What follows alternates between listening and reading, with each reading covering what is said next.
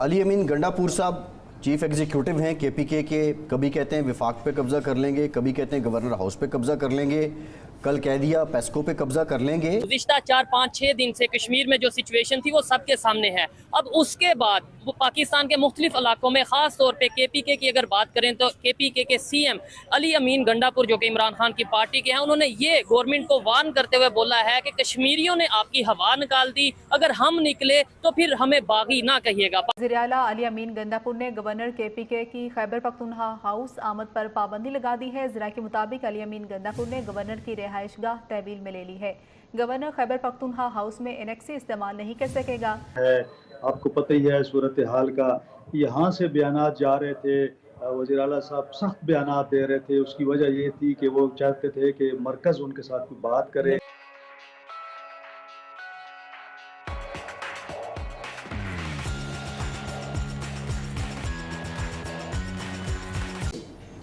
یہ کیا انداز سیاست ہے؟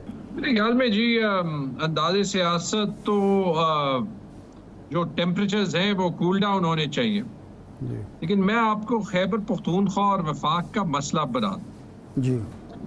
جب سے عمران خان کی حکومت گئی ہے تو جو خیبر پختونخوا کے ریسورسز ہیں اس میں سے جو این ایچ پی لینے کے لیے ہم نے ایک فارمولا لیا تھا جس کے تحت وہ بھی بڑی مشکل سے ہمیں 3 سال میں 110 ارب روپے ملے تھے، وہ 2 سال میں 9.8 ارب روپے ملے۔ چلے میں I'll be precise۔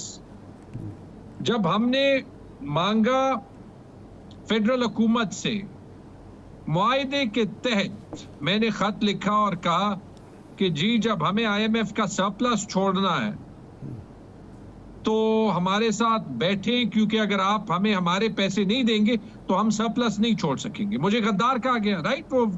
وہ جو آڈیو لیک ہے وہ آپ کو یاد ہوگی۔ اس کے بعد ہوا کیا؟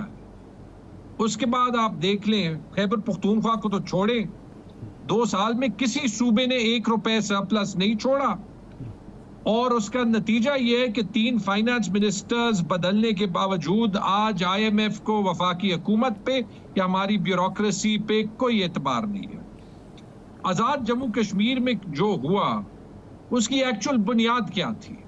اس کی بنیاد بھی یہی تھی کہ مجھے اس وقت یاد ہے دسمبر 2022 میں خیبر پختونخوا کے ساتھ پنجاب، آزاد کشمیر اور جی بی کی گورنمنٹس چاروں نے ایک ساتھ ایک پریس کانفرنس کی تھی کہ وفاق اپنے سرپلسز کے لیے ہماری پیسے نہیں دیں گے۔ جب حالات اس جگہ تک پہنچ جاتے ہیں تو پھر آپ ری ایکشنری ہو جاتے ہیں۔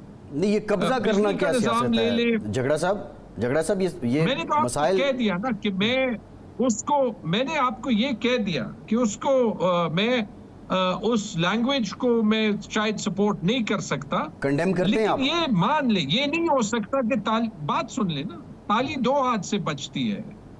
تو اگر وہ لینگویج پہ آپ کو اعتراض ہے تو پھر ہمیں کئی پروگرامز وفاق کے اس رویے پہ بھی کرنے چاہیے جس کی وجہ سے کشمیر میں حالات یہاں تک پہنچ جاتے ہیں، جس کی وجہ سے بلوچستان میں 20 سال سے حالات یہی ہے، جس کی ایک بنیادی سوال میں اٹھاتا ہوں۔ اسلام آباد میں میں بل دیتا ہوں، مجھے 24 گھنٹے کی بجلی ملتی ہے۔ پشاور میں بل دیتا ہوں، فل بل دیتا ہوں۔ آپ مجھے ان کی سزا دیتے ہیں جو بل نہیں دیتے ہیں۔ تو یعنی کہ پاکستان اسلام آباد اور لاہور اور 1-2 شہروں کے علاوہ کہیں اور ترقی نہیں کرے گا، کیونکہ میں بھی اسلام آباد میں پھر گھر لوں گا۔ ہر بندہ جو ہے وہ انہی 2-3 شہروں کے اراؤنڈ جو ہے وہ چنے گا۔ پاکستان کی بیلنسز ہیں، وہ بیلنسز کبھی صحیح طریقے سے ایکسپریس ہو جاتی ہیں، کبھی غلط طریقے سے ایکسپریس ہو جاتی ہیں، لیکن ان کو فکس کرنا ہے اگر پاکستان کو فکس کرنا ہے۔ اسلام آباد کی تو آپ بات کر رہے ہیں، ٹھیک ہوگی، لیکن لاہور میں تو بدترین لوڈ شیڈنگ ہوتی ہے، اور لاہور کے لوگوں کی بھی وہی شکایت ہیں جو پشاور کے یا کے پی کے لوگوں کی ہے کہ یہاں بل پورے لیے جاتے ہیں۔ لاہور ان ریجنز میں سے ہے جہاں سب سے زیادہ ریکوری ریٹ ہے، لیکن لوڈ شیڈنگ یہاں بھی بدترین قسم کی ہوتی ہے۔ اچھا، آج میٹنگ ہو گئی پیسکو چیف سے جناب علی امین گنڈاپور صاحب کی، تو اب آپ کیا طے پایا ہے کہ اب لوڈ شیڈنگ نہیں ہوگی اور وفاق سے کچھ معاملات آگے بڑھ رہے ہیں، کیونکہ اویس لغاری صاحب کل کہہ رہے تھے کہ جی ہم نے تو مل بیٹھ کے معاملات طے کرنے کا معاملات طے کرنے کی بات کی تھی، لیکن گنڈاپور صاحب جو ہیں دھمکیوں پر اتر آئے ہیں۔ دیکھیں معاملات مل بیٹھ کے ہی طے کرنے کا، ایون اگر ہم اس گورنمنٹ کو نہیں مانتے، قانوناً نہیں مانتے، بجلی جیسے معاملے پہ حالات مل بیٹھ کے ہی طے کرنے، اس میں کوئی شک نہیں ہے، یہاں تک نوبت نہیں آنی چاہیے۔ اور اچھا ہے کہ آج میٹنگ ہو گئی۔ اب میں تو obviously گورنمنٹ کا حصہ نہیں ہوں، لیکن میں آپ کو ایک پریڈکشن دے دوں گا، میٹنگ میں وعدے ہو گئے ہوں گے، جو ہماری ڈسٹریبیوشن کمپنی کے حالات ہیں جنرلی مشکل ہے کہ جو کمٹمنٹس ہوئی ہو ان پہ عمل درآمد ہو۔ انہیں دیکھتے ہوئے جو کے پی کے سی ایم ہیں علی امین گنڈاپور، انہوں نے بھی ایک سٹیٹمنٹ دی، انہوں نے بولا ہے کہ کشمیریوں نے گورنمنٹ کو بولا ہے کہ کشمیریوں نے آپ کی ہوا نکال دی، اور اگر ہم نے ایسا کچھ کیا تو پھر نہ کہنا کہ باغی ہو گئے ہیں، یا مطلب ایسا انہوں نے وارن کیا ہے۔ کیا کہنا چاہیں گے، کے پی کے میں بھی ایسی کوئی سچویشن ہوتی نظر آئے گی یا کسی دوسرے صوبے میں؟ دیکھیں بینگ پاکستانی میرا ماننا یہ ہے کہ میرے ملک میں اس طرح کا کوئی بھی ایونٹ نہیں ہونا چاہیے۔ زبردست، ایسا ہی ہے، ٹھیک ہے، اگر وفاق اور جو بھی صوبائی گورنمنٹس ہیں وہ مل کے نہیں چلیں گی تو انٹرنیشنل فورم پہ ایٹ دی اینڈ امیج کس کا خراب ہو رہا ہے؟ پورے پاکستان کا۔ تو اگر پاکستان کا امیج خراب ہو اور وہ اس وجہ سے ہو کہ وہ ABCD کوئی بھی ٹھیک ہے ذمہ دار ہو۔ اچھا، اس چیز سے میں 100% ایگری کرتا ہوں کہ بھائی پورے پاکستان میں کہیں پہ بھی ایسا کوئی واقعہ نہیں ہونا چاہیے کہ جس سے گورنمنٹ کو جو ہے وہ اس طریقے سے مشکلات کا سامنا کرنا پڑے یا پوری دنیا میں پاکستان کا امیج خراب ہو۔ لیکن ایسی نوبت بھی نہیں نہ آنی چاہیے، یہ بھی تو ساتھ دیکھنا ہے نا کہ ایسی نوبت نہ آئے کہ بھائی کسی کو پروٹیسٹ کرنے کی ضرورت پڑے یا کسی کو سڑکوں پہ آنے کی ضرورت پڑے، وہ بھی اتنے زیادہ لوگوں۔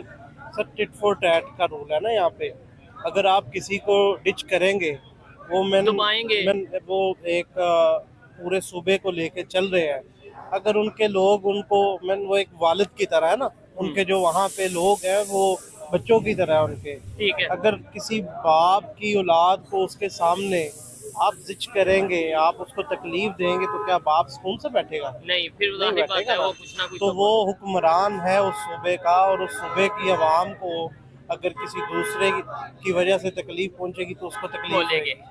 اور جو ہمارے واجبات ہیں 1500 ارب کے وہ ہمیں ملیں۔ پرائم منسٹر کے ساتھ ان کی ایک ملاقات ہوئی جس میں انہوں نے کہا کہ جی بالکل آپ کے ہم جو پیسے دینے ہیں ہم آپ کو دیں گے، لیکن اس کے بعد ایک خاموشی ہو گئی، دوبارہ ان کی ایک میٹنگ ہوئی، لیکن ابھی تک کوئی ٹھوس وہاں پہ پیش رفت نظر نہیں آ رہی۔ اس دوران پہ آپ انٹینشنز دیکھیں کہ مختلف نام یہاں پہ زیر گردش تھے کہ ان کو گورنر بنایا جا رہا ہے، لیکن پیپلز پارٹی نے ڈیرہ اسماعیل خان کو چنا، حالانکہ ان کے پشاور سے بھی کینڈیڈیٹس کے نام تھے، ان کے پاس مختلف علاقوں پہ یہاں پہ کافی نام چل رہے تھے، لیکن انہوں نے وہیں سے ڈیرے سے ایک بندے کو اٹھایا جو کہ ان کا حریف ہے۔ دونوں آپ دیکھیں نا، کنڈی اور ان کا ایک ہی شہر ہے، پھر وہ حلقہ بھی ایسا ہے کہ ان کا، تو وہ اس کے اندر ان کی پہلے ہی ایک دوسرے کے حریف ہیں، کافی سالوں سے ان کے چونکہ سیاست چل رہی ہے، وہاں پیپلز پارٹی کے ساتھ وہ ہیں، یہ PTI کے ساتھ ہیں، تو جو حلقے کی سیاست تھی یا حلقے کی تلخیاں تھیں، علاقے کی شہر کی تلخیاں تھیں، وہ بڑھتی رہیں۔ تو جب یہ گورنر بن کے یہاں پہ آئے تو انہوں نے بھی شروع میں ایک دو جو بیانات دیے، تو ظاہر ہے وہاں پہ علی امین کے پاس اختیارات ہیں اور گورنر صاحب کے پاس تو آئینی طور پر وہ سربراہ ہیں صوبے کے، لیکن ان کے پاس کوئی اختیار نہیں ہے۔